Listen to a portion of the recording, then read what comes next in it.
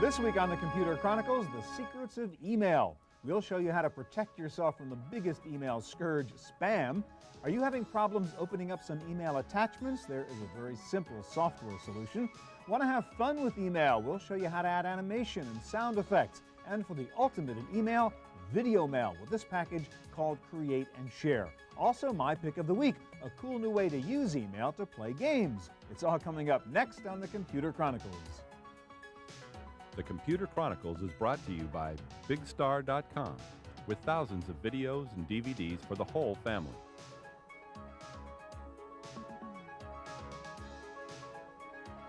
Additional support by TechWeb for up-to-the-minute technology news. And by TVA, Television Associates, bridging the worlds of computers and video with DVD authoring and MPEG encoding services.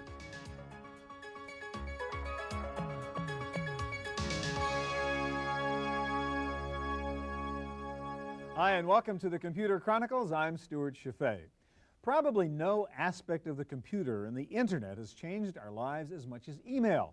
But when it comes to email, there's a kind of love-hate relationship going. It's wonderful, but it can also be a pain. And today we'll try and ease the pain a bit, and we'll start with one of the worst parts of email, and that is spam.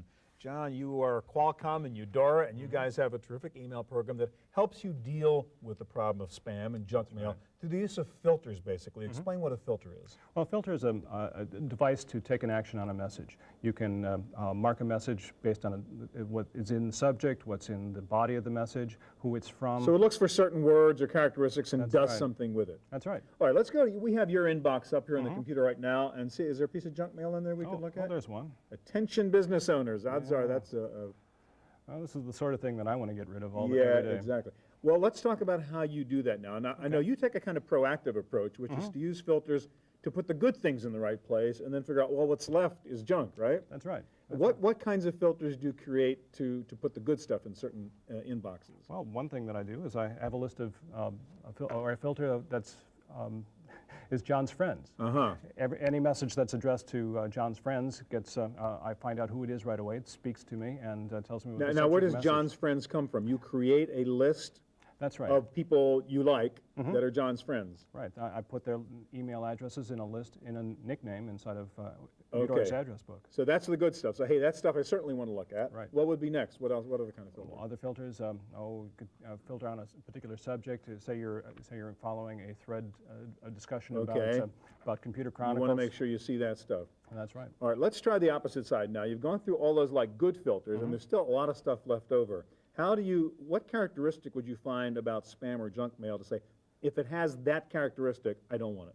Well, I could create a filter. Let's take our business owner's message. Okay. We could select that message and say, well, any message that's addressed to business owners, I want to make a filter and throw it in the trash. So we'll just go ahead and make the filter. Eudora brings up this window. And choose subject contains attention business owners. Right. Okay, but that would be kind of narrow. I mean, I take it one of the things I notice in the junk mail is it's like to everybody, or it's to anonymous, right? They don't really actually have your name. Could you create a filter that says, hey, if it's not sent to me directly, I don't want to look at it because odds are the person doesn't know me? That's right. Well, let's do that. In fact, that's what the last filter in my list of filters is. If it makes it through all the good filters, the last filter is one that... What's left is probably junk. That's right. And so we give it the color of spam and makes it easy to identify. All right, so again, so you have one, if it's addressed to any recipient, if it doesn't have your name in it, that's going to go in the trash pile. In fact, what happens? Can you auto-trash these things or just color codes it so you know that's spam? You could do either or both. What I do is I just color code them because... you might want to look at it, who knows? Exactly, you never know. All right, let's talk about a sort of more proactive approach. One way to avoid spam is to not get on these email lists in the first place, right? And that's to try to maintain a certain anonymity online. How do you do that? Well, you could create a pseudonym. Okay. You set up an account with some other service provider, say Yahoo or Earthlink, and you use that account for just a special purpose. Okay. Say you're a dog lover. Right. So you set up your user ID. Is that what you call personalities inside Eudora? Yes. So show us that. All right. So you go to personalities. And there's my dog lover personality. Okay, so give yourself a kind of anonymous handle and the people can't track you down. That's right. So, and what you see when you look at that, that personality, it's all the settings that you need in order for you to be able to collect messages according to dog lovers. Let's go back to the positive filters Sure. for a moment. You do something cool. You mentioned John's Friends as one category, and you can really raise the level of that mail as opposed to killing That's junk mail. right. Say, hey, if it's from John's Friends, I want you to read that mail to me, actually speak it, because I absolutely want to know about that stuff, right? Right, right. And So how do you do that? well, let's see. We're just going to grab a whole bunch of messages here and run our filters. Okay. So that's what you do, select a bunch of messages and then run it through the filter. Soccer games. And what we hear is that message from a good friend of mine, Kent, and it was telling me about a pickup soccer game that we're going to have on Sunday. Okay, so that's sort of put it on the top of the pile kind of thing. That's right. All right, thank you very much. Thank you. All right, well, that's email problem number 1 solved. The next one is attachments. How many times have you received an attached file in an email that shows up as total gibberish on your computer screen? There is a solution to that problem too, and you guys have come up with a great one in this program, Attachment Opener. That's right. Let's explain the problem. Why is this so complicated? Why do we always get these attachments that show up as junk on our screen? Probably because there's just so many variables out there. There's so many different email programs. So there's no one standard protocol for doing all this. That's exactly right. All right, let's take a look at the software if you can. Let's take the first example. I get a file, I download it, and I say everything's cool, and then I go to look at it, and it's all these squiggles and dashes and so on. Can you show us an example of what that would look like? I'm sure a lot of people have seen this. There you message go, before. exactly. Hey, here's your spreadsheet. Exactly. That doesn't look like such a great And spreadsheet it's to me. useless. So what you do with that is you go under the Start menu. All right, so I'm inside your attachment opener software now. I'm going to launch the attachment opener, attachment wizard. Got it. Okay, and that's going to launch and give you 3 simple instructions on how to decipher this email message. First, it says to select. So select the gibberish. Exactly. Basically. I'll go under the Edit menu and select all. And then, secondly, it says to copy all of the content. And just click Next. And out of all that. It's just really a copy and paste inside your software. Inside your email program, okay. exactly. And it's going to analyze it? It goes into all that garbage text, basically, like we like to call it, and it sees an Excel spreadsheet there. Okay. And I can download that now safely to my desktop or anywhere I want on my computer. So it recognizes what that file really was, does the conversion, and then could we see it as it was meant to be? Here's that Excel spreadsheet, and I just double-click on that, and now I'm able to safely launch it and open it into Excel. And it's going to look, I promise you, a little better than what we saw there before. All right, so there's the spreadsheet. That's useful. All right, let's go to problem number 2. I appear to be able to download this file. It seems okay, but then I go to open it up, and Windows says, like, what program, what application do you want to open this up under? And I have no idea, and none of them seem to work. Exactly. Well, here's a message where, like you said, right, seemingly it looks like okay. I've got it. Exactly. But then I can't do anything with it. I can even drag it to the desktop safely. Right. But you'll also notice on the icon there, actually, the icon is generic. It just shows up. You don't even know what it is. Exactly. So what do I do with that?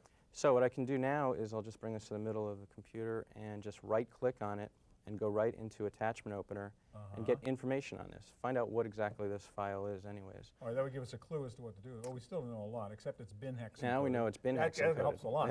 Exactly. Right? So we can just hit View here. And Okay, now here's the problem. It's a bunch of different files. Exactly. It was an archive that was also bin hexed.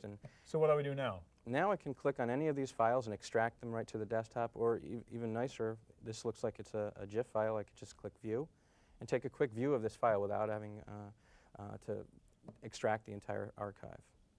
And here it is, nice little picture from the internet. Okay, so that's the problem where there might be different formats inside one particular attachment. That's right. Next problem. I've downloaded it. I've opened it up, but it turns out I don't have the right application. It's a WordPerfect file, and I'm using Word or something. How do I deal with that? Exactly. There's so many programs out there that people could possibly create files that they send to you. And so, for instance, here's a file titled Brochure that we got as an attachment. Who knows what it was written in? So we also have a product called Conversions Plus at deVries, which not only allows you to view and print files, but also allows you to convert the file. So how do you do this? You just drop it into... Just drag it on top of the Conversions Plus program or open it within the Conversions Plus program. And it's going to tell you, again... So it'll identify what... Exactly. It's a WordPerfect file. It's a WordPerfect file. And now you notice I have a convert option here. Right, so turn it into a Word file. Exactly. So here's a long list of all the things that you can convert it into. So go from Claris to Word to blah, blah, blah. Let's say Microsoft Word for Windows 97. Okay. Just click Convert. And that's going to take this file that was Word perfect, in this case, and turn it into a Word file. And fully usable. Fully usable. Get inside there and manipulate it. All the formatting, Last graphics. problem real quick. They send me a file, everything is cool, except they were on a Mac, I'm in Windows. Can I solve that problem? You can solve that problem too. Conversions Plus includes another product from deVries called Mac Opener, and that allows you to put Mac disks. Does that conversion too? Exactly. Great, thanks a lot. Okay. All right, well, email has been an important innovation in personal communications in more ways than you might imagine. Sure, it's fast and convenient for business and personal interaction, but email is also being used in a unique educational program called telementoring. Sounds like you had fun on your outdoor education camp. Twice a week, these fifth-grade girls take turns at their school's internet computer to read and answer email messages from their adult mentors, who might be hundreds of miles away. The telementoring program, started by Hewlett-Packard in 1996, matches female engineers with schoolgirls who might need help in math and science, as well as a boost in their language skills and self-confidence. We don't have a good record of supporting young women in math and sciences and getting over whatever hump it is that they face at, 11, 12, 13. And I think it's really important to have women who are successful in math and sciences saying, hey, you can do this. I thought I couldn't, but guess what? I'm doing it. It so happens that the goals were very similar of the company and of our program, which is to enhance science and math and technology skills in minorities and women in particular. And here we have a group of Latina girls who needed mentors, so it was perfect. The girls still attend regular classes, but they can ask their mentors questions about class projects. And having an adult pen pal in cyberspace adds some novelty to the daily school routine. This is their first experience this year with the internet, with email.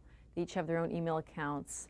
So they're definitely very excited about checking their mail and writing letters to their mentors. And also, it gives them a chance to tell their mentors what they're doing in science. And their mentors ask them questions about what they're doing in science. Their mentors send them websites that they can, websites that are connected to the science concepts and themes that we're studying. Unlike more traditional tutoring, these kids rarely meet with their mentors, if at all. But the lack of face-to-face contact does not seem to be a problem.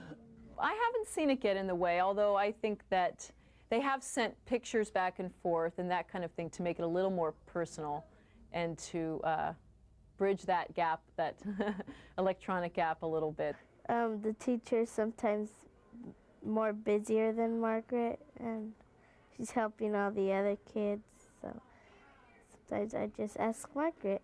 The Telementor program helps overcome a common problem in recruiting mentors for schools, finding professionals with a little time to spare. I'm one of those people that run a really busy life. You know, I kind of think that I'll sleep when I die, you know, and I absolutely would not be able to put in any kind of time if I had to geographically go and see a student. It wouldn't even be an option for me. As for results, progress can be difficult to measure, but some trends are distinctive. Now, the fact that these girls have to explain a concept that they've learned to another human being out there in the world means that they have to really internalize the information. So they have gone to a higher level of thinking to be able to express that to another person. And of course, it improves their reading and writing and their spelling and all of those mechanical aspects of writing because they have to write these thoughts out. Sometimes for more than 110 yards. For the Computer Chronicles, I'm Sarah O'Brien.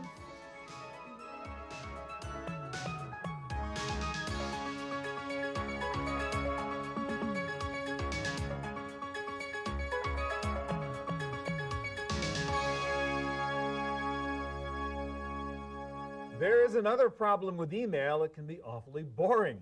But some email addicts have figured out how to create digital letters that fully utilize the power of the computer. And I guess that's what you guys are doing with MasterClip's Email Animator. This is a way, to add graphics, animation, sound, music, whatever you want to an email, so it's fun. Absolutely. It gives it a lot of punch and impact and gets it noticed. All right, let's say I wanted to send an email to my family. We're going to do our annual reunion thing, and it's kind of boring type of come to the reunion thing. I want to make it a little sexier. All right. How would I do that? Well, we're going to start out as you would with a typical email. Let's just say family reunion. All right, so we're inside your software. I'm creating the whole email message right now. Exactly. This is your opening screen. Let's put a date, May 4th. Sounds good. So that would be your typical email notifying somebody.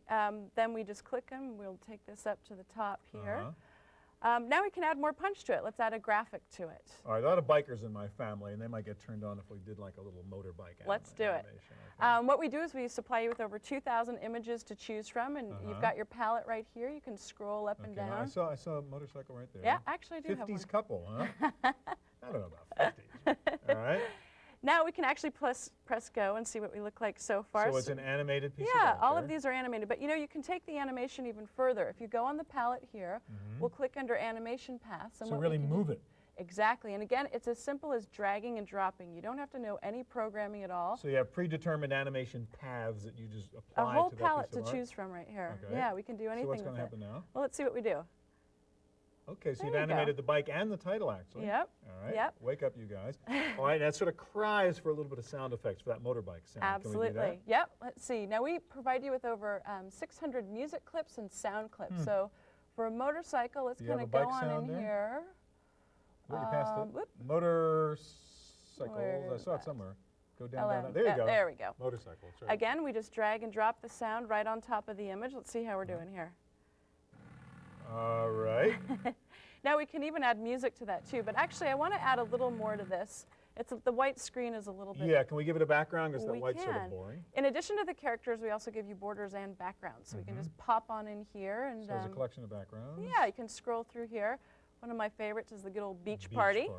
Could I create a background of my own in another program and import it into your program? You can create your own animations, you can create your own graphics images, or you can import from clip art packages. Okay, or sounds too? Absolutely, you can record just using your own computer's So microphone. we've got the text, we've got the motorcycle animated, we've added the sound effects. How about music? Can we add music to the postcard? Sure, again, you just go in under sound, and in this point we're going to choose music, and let's pick a hip one for this. Beat this. For your hip family that we're inviting here. All right, so we just drop it on again. Yeah.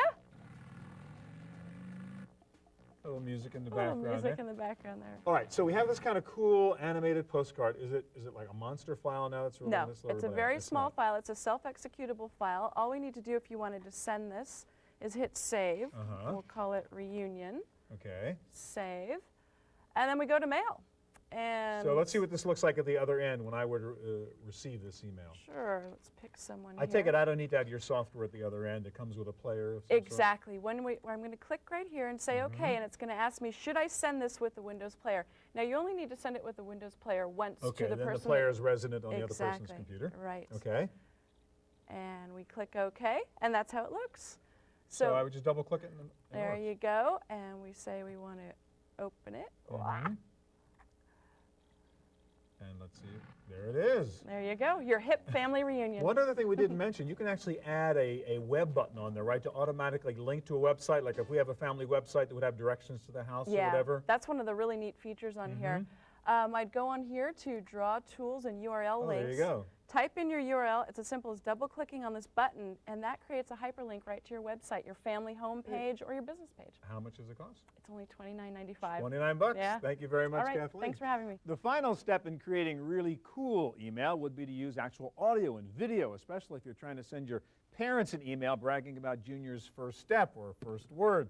Doing video email is actually easier than you think, and that's largely in part to this really cool product you guys have, Create and Share from Intel, which really simplifies what most people think is a really complicated process. It's not, though, is it? It's really not, and that's one thing we really worked hard at doing, is making video email and all the things you can do with this product Very simple for the user. So it's kind of the same idea we saw before, but only this is real video now. You can actually create a little video clip, include it in an email, send it to your mom or whatever you want, right? That's right. It's like the next best step to being there because it captures emotion right in the email. All right, show us how you would do that. First of all, is all the stuff you need come in the package? I mean, the camera and all the software, so it's like one-stop shop? It really is a complete kit. Camera with all the software you're going to see plus more. All right, you plugged it into your little laptop there, so I guess it works anywhere. I've plugged it into my laptop. What I was going to do is record a quick video for my mom. It's her birthday soon. So what I could do here is just say, you'll notice it's very easy, and I can just say, happy birthday, Mom. I'm on Computer Chronicles today. Hope to see you soon. And you'll notice it gave me some feedback. You just recorded the clip, and you can actually monitor yourself there. I can actually monitor myself. And I'm not very happy with this, so I'm going to show you one of the cool little features. I can trim the end and beginning of that. You want to get rid of that little mug shot at the end there, huh? Well, I don't like the one there at the beginning, so I can just trim it off to where I'm... Oh, so you can actually scrub through that clip you just recorded then. I can actually scrub through it and trim some stuff off the beginning or the end real quick you don't before I waste save it. any space or bandwidth. Right, makes an even smaller file. All right. And then again, I can just save that, and it actually automatically puts it right back into what we call the gallery, which is another part of the kit that's very cool. Because what I can do is save all of my video files, all of my sound files, and even still image files in there for use later. So you have a little gallery place where the video clips you've recorded are all stored together. Is that what we're seeing on the left right there? So that's the one you just did. Yep, and there it is right at the top because I have it organized. I see you have JPEGs and other kinds of files. So you can mix and match actually and create an email, sort of build a little mini movie? Yeah, another feature of the product is I can build titles into movies. I can mix still shots with videos. And I'll put them into transitions or dissolves or fades or things like that. Exactly. So it gives you a little editing, kind of an editing bay right in your PC. Okay, so let's say we'll just take that little greeting you just made for your mom, happy birthday, Mom. How do I actually now send that as part of an email? All I have to do is this is organized by activity. So if I say send an email postcard, and again, we use a postcard because people understand a postcard that they would stick in the mail. So that means on the front is the text, and you kind of flip it over, and instead of a picture, there's video. Right, exactly. Okay. And you'll notice it's very easy. I just walk right through this wizard, say create a new postcard. I've got a template here that I can say happy birthday to Mom. So we're going to drop your video into a kind of postcard template which has been pre-created. Right, and all I have to do is drag and drop that video right in there. And then I'm just going to make it so these windows don't overlap. Right. And again, if I wanted to add some text right there, I could. And I'm just going to click next. And again, here's the back of the postcard. So I address this just like I would a normal postcard I'm going to send in the mail. I've got my address book from my email programs, or I've even got recent addresses there, and I could type in a message to Mom personally. So I don't have to figure out how to integrate this with my email or whatever. I mean, if I'm just an AOL user, I just say, do it. Right. And when I click on this, say next one more time, it actually gives me some options. I can do it automatically, or I can save it as a file to disk. So if I did have AOL, I may want to save it as a file to disk and attach it to the email at a later point in time. Okay, so you attach it at that point. Now let's go back. You have another example in here which is really cool. One of your colleagues at Intel, his sister actually appeared on the Rosie O'Donnell TV show. So he was very proud of that, and he wanted to send that video clip as an email to all his friends and members of the family, and he was able to do that. Exactly. He captured the video with his Create and Share camera pack, and you can see the email he sent me. So you can do that? You can actually take video off a camcorder, off a TV, and put it inside here? You can. We actually have two versions of this. One's a USB camera, which is perfect for things like my laptop here. Right. One's a PCI that has a video capture, so I could capture video from a camcorder or VCR. Got it. All right, so he grabbed the video from the TV show. He grabbed the video from the TV show. So this is what the email would look like that he sent to his friends. Exactly. He sent it to me, and you can see that it's an executable that's attached here. So all I have to do is double-click on that and open it up. I've actually already got it open here because I wanted to show you how Jeff had put some little titles in here. He put a title in. So that's sort of the movie-making part you mentioned before. Exactly. And then you can see that it slowly goes into the video. He had a little dissolved transition there. What's your name and your question? My name's Dawn Abate. My question's for Billy. That's Jeff's sister. You delivered the That's his cow sister. in City Slickers. Was it really disgusting? And did you keep it as a pet?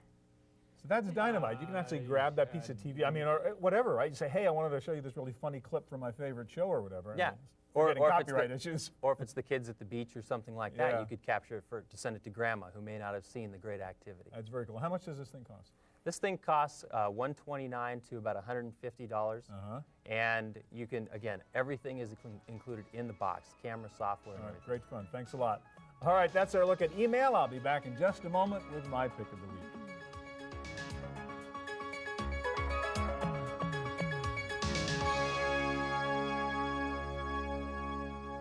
Now Now for my pick of the week.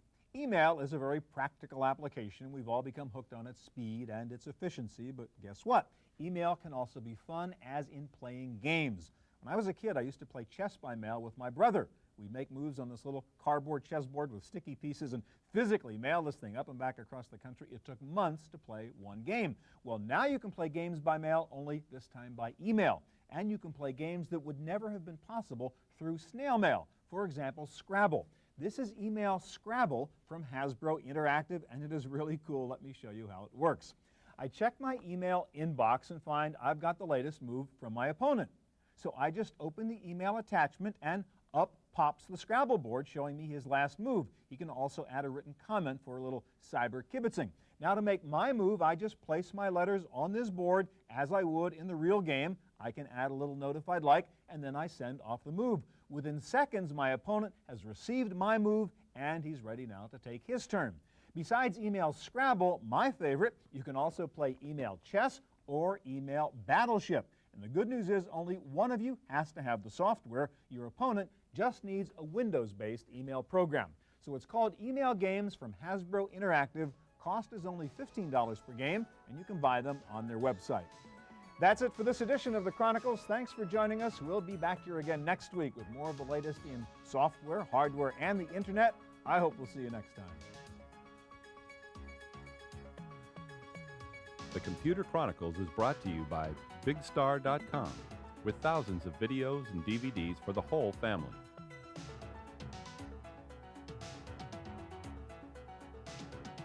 Additional support by TechWeb for up-to-the-minute technology news. And by TVA, Television Associates, bridging the worlds of computers and video with DVD authoring and MPEG encoding services. To purchase a videotape copy of today's program, call toll-free 1-888-310-7850. Please specify the show number and the topic.